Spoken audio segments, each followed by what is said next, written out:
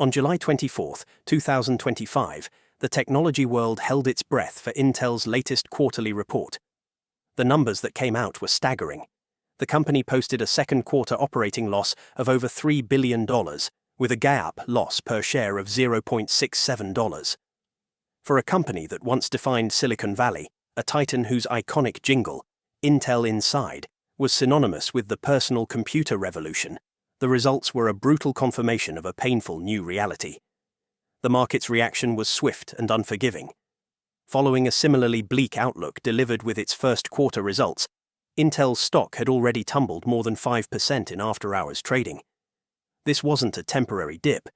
It was the continuation of a long, punishing slide that had seen the company's valuation shredded, its dominance challenged, and its future thrown into question.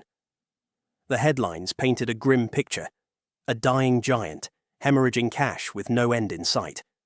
Intel, the undisputed king of silicon for decades, was losing billions of dollars every quarter. But how did the company that powered the digital age fall so far, so fast? Is this the end of an empire, or is it the most expensive high-stakes bet in the history of technology? What if those catastrophic losses aren't what they seem? What if, to understand Intel's future, you have to realize it's no longer one company, but two? One that's still making money, and another that's a deliberate money-burning black hole designed to save it.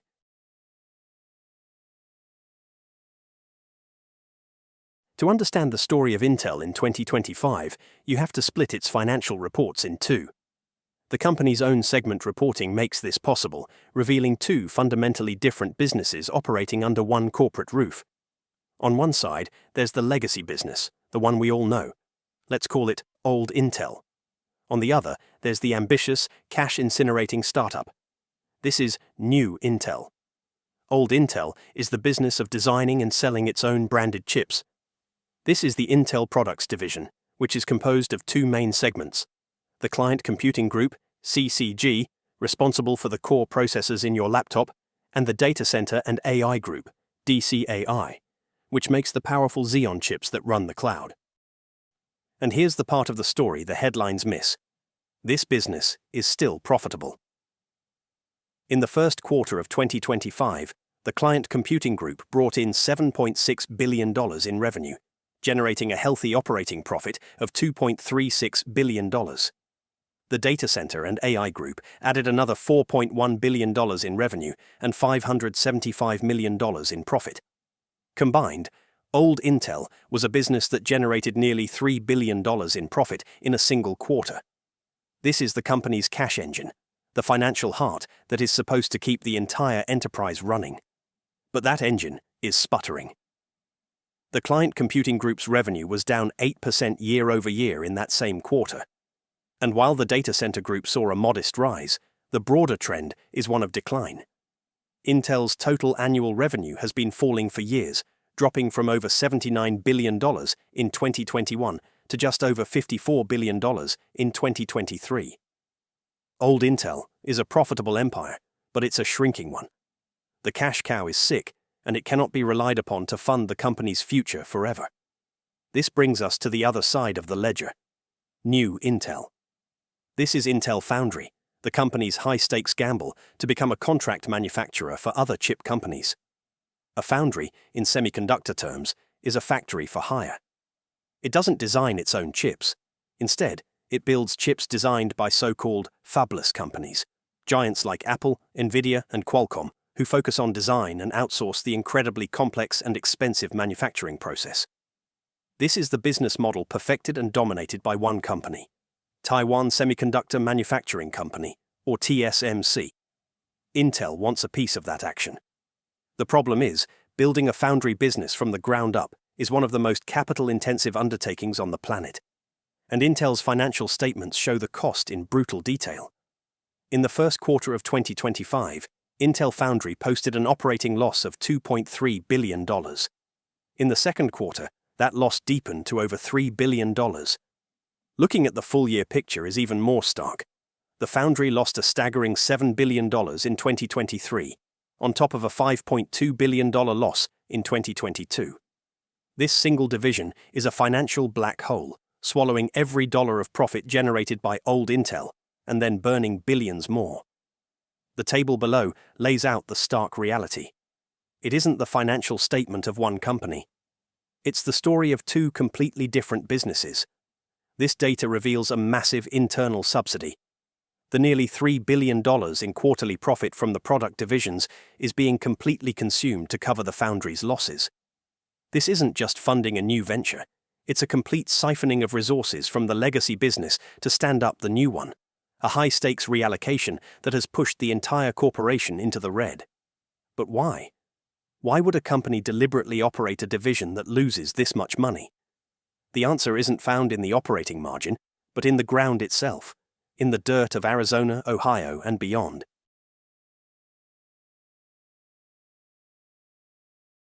The multi-billion-dollar losses from Intel Foundry aren't a sign that the business is failing. They are a sign that the business is being built. These are the colossal, upfront, and entirely expected startup costs for entering the world's most exclusive and expensive manufacturing club. Squeezing billions of transistors onto a sliver of silicon is one of the most complex manufacturing processes ever devised by humanity. Building the factories to do it, known as fabs, is an undertaking of almost unimaginable scale and cost. A single, new, fully equipped fab costs around $10 billion and takes 3 to 5 years and 6,000 construction workers to complete. The industry leader, TSMC, estimates its future fabs could cost as much as $20 billion each. And Intel isn't just building one. The company has committed to investing more than $100 billion in the United States alone to expand its manufacturing footprint. In Arizona, Intel is spending over $32 billion to build 2 new leading-edge fabs and modernize an existing one at its Ocotillo campus. In Ohio, construction is well underway on the company's first new U.S. site in 40 years, a project with an initial price tag of over $28 billion. Until recently, a similar €30 billion project was planned for Magdeburg, Germany, before being cancelled as part of a new cost-cutting initiative. These are not just line items on a balance sheet, they are some of the largest construction projects on the planet. The Ohio site alone required moving over 4 million cubic yards of earth, enough to fill nearly 250,000 dump trucks. This is the source of the good loss. The massive operating losses reported by Intel Foundry are largely driven by the depreciation of these multi-billion-dollar assets. It is the accounting reflection of an immense investment in concrete, steel, and hyper-advanced machinery, an investment that must be made years before a single paying customer's chip rolls off the production line. But Intel's bet isn't just a corporate one, it's a geopolitical one. The Foundry strategy is unfolding against the backdrop of a global chip war and a concerted effort by the United States to bring critical manufacturing back to its shores. Today, the world is dangerously dependent on East Asia for its semiconductors. About 75% of all global chip manufacturing is concentrated there, primarily in Taiwan and South Korea. From a US perspective, this represents a profound economic and national security vulnerability. In response, the US government passed the CHIPS and Science Act, a landmark piece of legislation designed to incentivize domestic manufacturing with tens of billions of dollars in subsidies. Intel is the primary beneficiary of this policy. The US government has committed a total of $11.1 billion to Intel's expansion. This isn't just a subsidy. It includes a direct $8.9 billion investment in exchange for a 9.9% equity stake in the company. The United States government is now one of Intel's largest shareholders. This public-private partnership fundamentally changes the calculus of Intel's strategy. The Foundry isn't just a business venture, it's a piece of strategic national infrastructure. This massive government backing creates a powerful safety net. It signals that the US cannot afford for Intel's Foundry to fail, transforming it into a geopolitical asset. This implicit guarantee not only de-risks the venture for investors, but also makes Intel a more attractive partner for other strategic players who see the value in aligning with a government-backed national champion.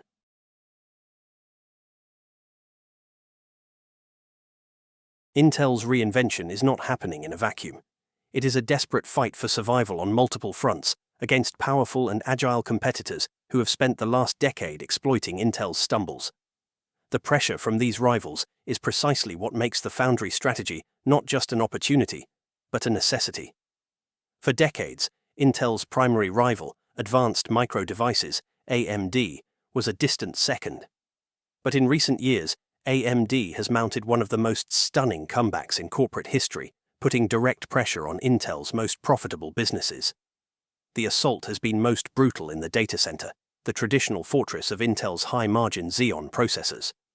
In 2017, Intel's revenue share in the server market was nearly 100%.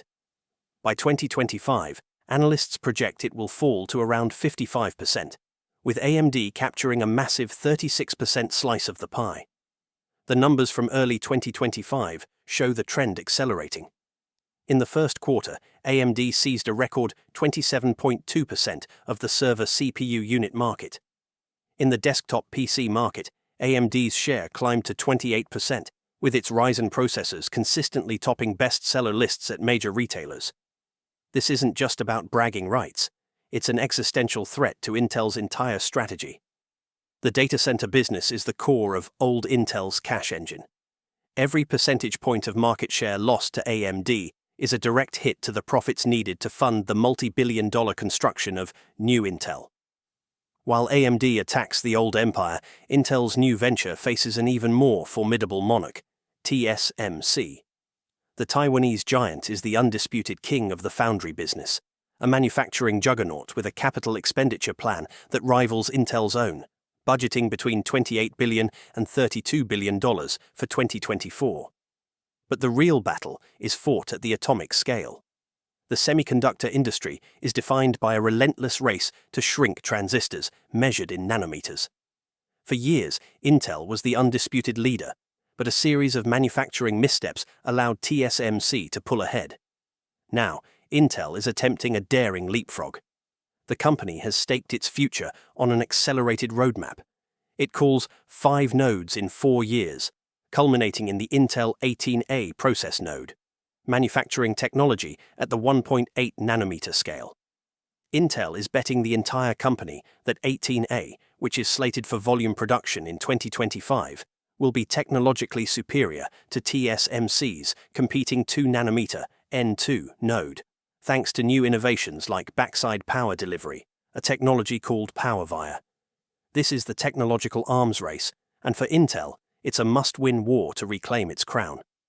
Just as the pressure seemed to be mounting to unbearable levels, Intel received a lifeline from the most powerful player in the new era of computing, Nvidia.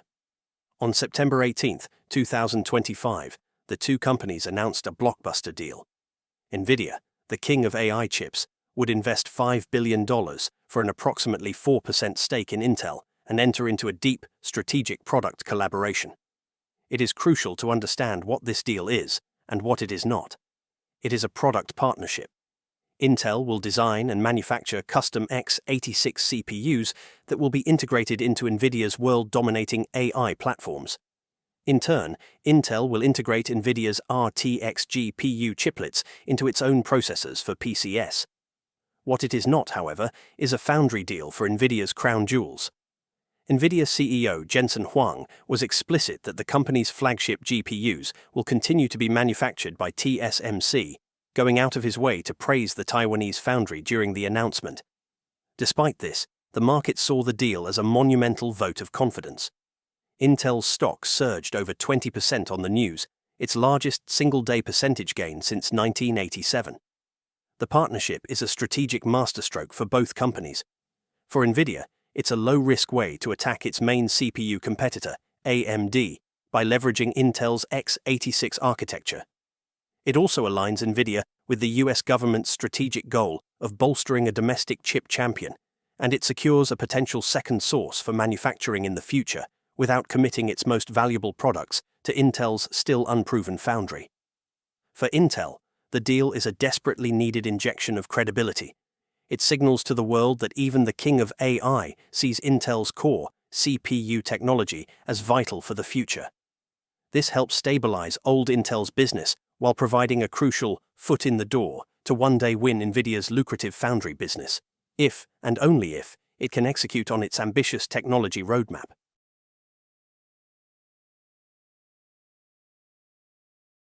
Despite the newfound optimism from the Nvidia deal, Intel's path to recovery is fraught with peril. The company's grand vision faces deep skepticism from industry analysts, a history of flawed execution, and a volatile global market that could undermine its entire strategy. Wall Street remains cautious. Even after the Nvidia investment, analysts at Citigroup downgraded Intel's stock to sell, arguing that the foundry business has a minimal chance of succeeding. Others maintain hold ratings, pointing to the long tunnel that lies ahead for the company's turnaround. This skepticism is rooted in Intel's recent history. The company has a well-documented track record of product delays and manufacturing missteps, which casts a long shadow of doubt over its ability to deliver on the hyper-ambitious 5 nodes in 4 years roadmap. Furthermore, the foundry business is still struggling to attract major customers. The new CEO, Lip-Bu Tan, who took the helm in March 2025, has reportedly pivoted away from the previous "build it and they will come" strategy.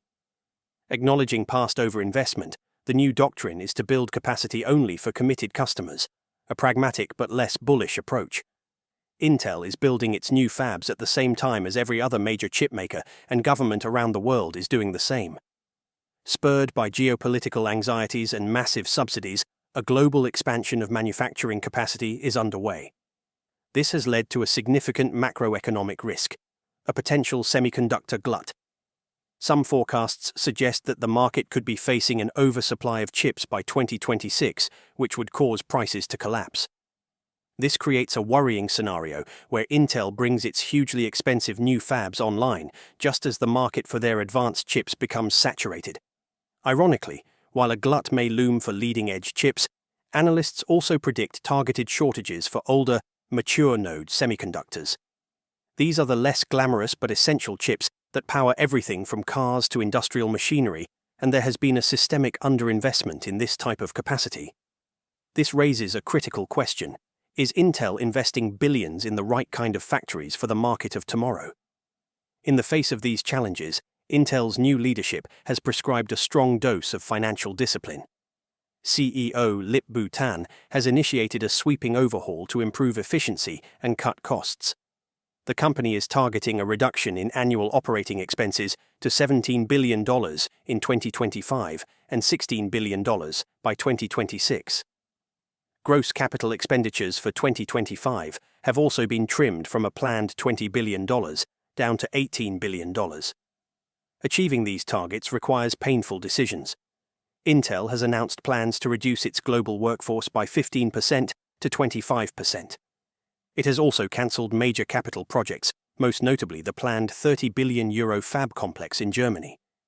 This new mantra of "no more blank checks" is a stark departure from the unrestrained spending of the past few years. The question is whether this newfound discipline is the right medicine to cure the company's ills, or a sign that Intel is being forced to retreat from the full scale of its ambitions.